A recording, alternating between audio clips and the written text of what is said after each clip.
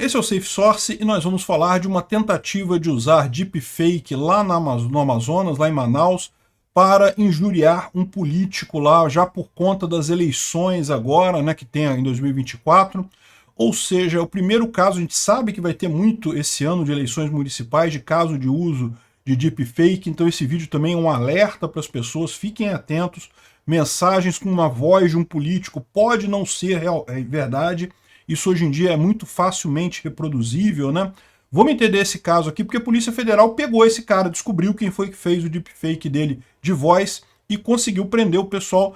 Ainda são acusados, não são condenados ainda pela justiça, mas tudo indica que a Polícia Federal consegue sim, neste momento da tecnologia, ainda identificar esse tipo de coisa. Como que eles identificam isso? Vamos entender. Essa notícia foi sugerida por Pauta Já Cadastrada e várias outras pessoas. Obrigado aí ao pessoal que sugeriu notícias lá no nosso site, no safesource.com, é safesrc.com, e obrigado a você que está assistindo o nosso vídeo. Se você gosta do nosso conteúdo, por favor, deixe o seu like e se inscreva aqui no canal, né?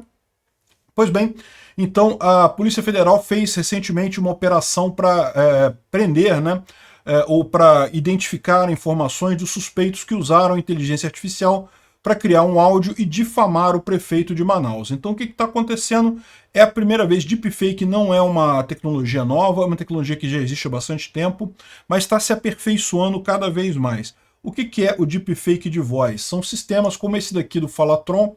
Se você for em falatron.com, você pode escolher até o meu usuário aqui, e você pode colocar um texto qualquer aqui, por exemplo: bom dia pessoal, cuidado nessas eleições com falas criadas por inteligência artificial. Vamos ver se o áudio é realista. Bom dia pessoal, cuidado nessas eleições com falas criadas por inteligência artificial. Pois é, não é perfeito, né? E realmente esses modelos ainda não estão perfeitos, mas tem alguns muito mais realistas que esse. O pessoal faz um treinamento da inteligência artificial e pode falar qualquer coisa com a voz de outra pessoa.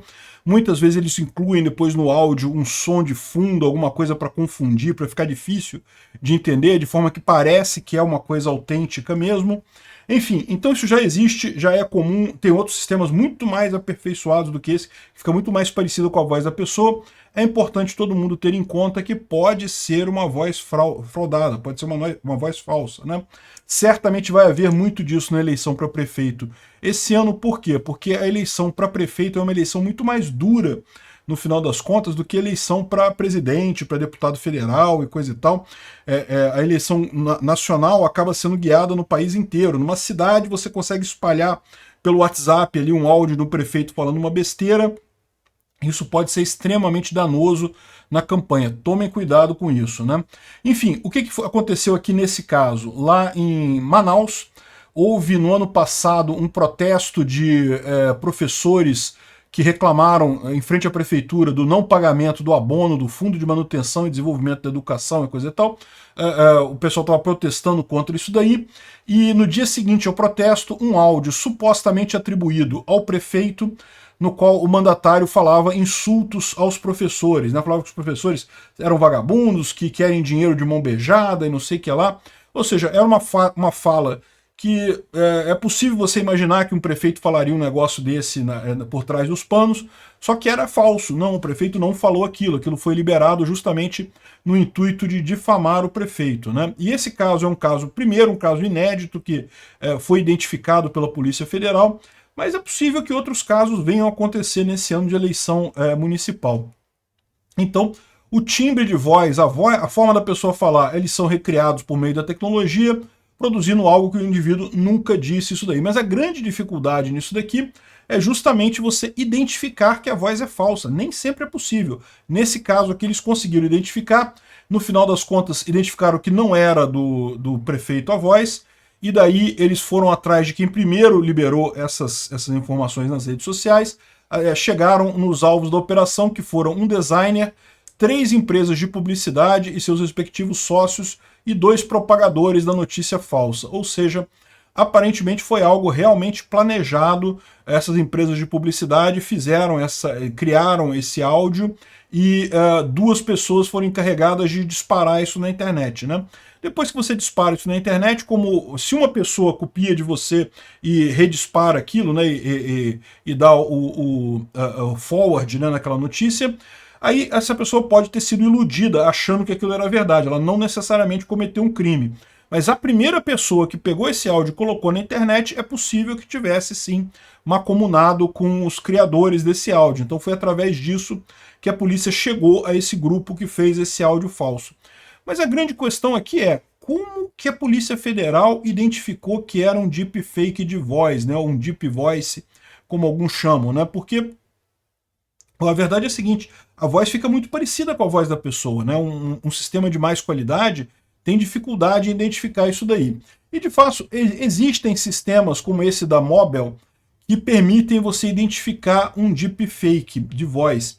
Como é que ele faz isso? Ele faz isso usando os mesmos mecanismos que são usados para autenticação por voz. Não sei se vocês sabem, mas existem uma série de autenticações biométricas por aí, por digital do dedo, é muito comum, autenticação biométrica por uma série de coisas, né? Por a forma como é a íris do seu olho, como é que é a palma da sua mão, né? O Bradesco usa isso, que você bota a palma da mão ali no caixa eletrônico para fazer a identificação biométrica, né? E dentre as várias formas de autenticação biométrica, uma delas é justamente a identificação da sua voz. E aí eles fazem uma análise com um monte de informações sobre a sua voz que permitem saber que é você que está falando ali, né? E essa análise tipicamente é uma análise que tem que ser muito bem cuidada. Por quê? Porque é muito comum, até eu reparo isso, né? Quando você acorda, a sua voz é de um jeito.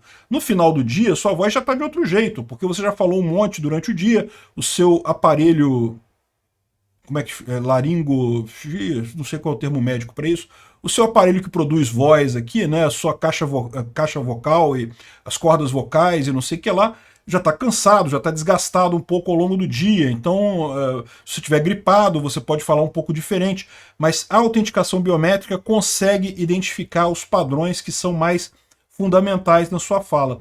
E o curioso é isso, né? Eles conseguem identificar também quando é um deepfake.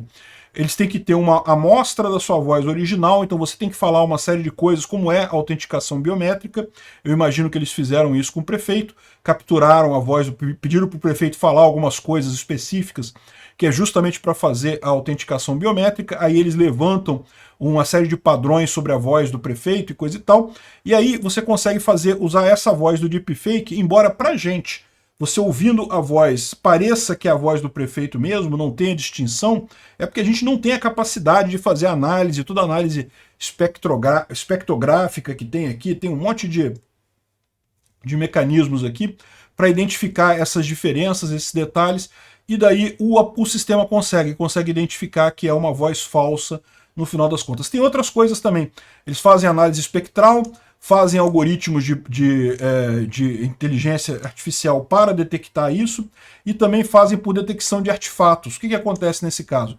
Se você gravou o prefeito falando isso, você gravou de alguma forma, gravou com microfone em algum lugar, então tem algumas variações que são esperadas conforme está o microfone em algum lugar. Se isso não está presente, é porque isso pode ter sido gerado por inteligência artificial mesmo, né?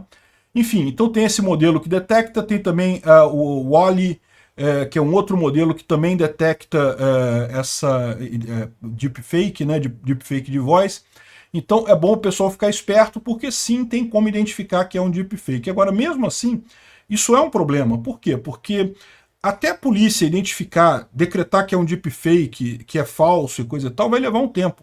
E na época das eleições, vocês sabem, é tudo muito rápido, né? Começa a circular uma notícia falsa aí, a voz de alguém falando alguma coisa, isso pode correr para um monte de gente, pode afetar o voto de um monte de gente antes da polícia conseguir provar que é um deepfake, investigar quem são as pessoas e coisa e tal.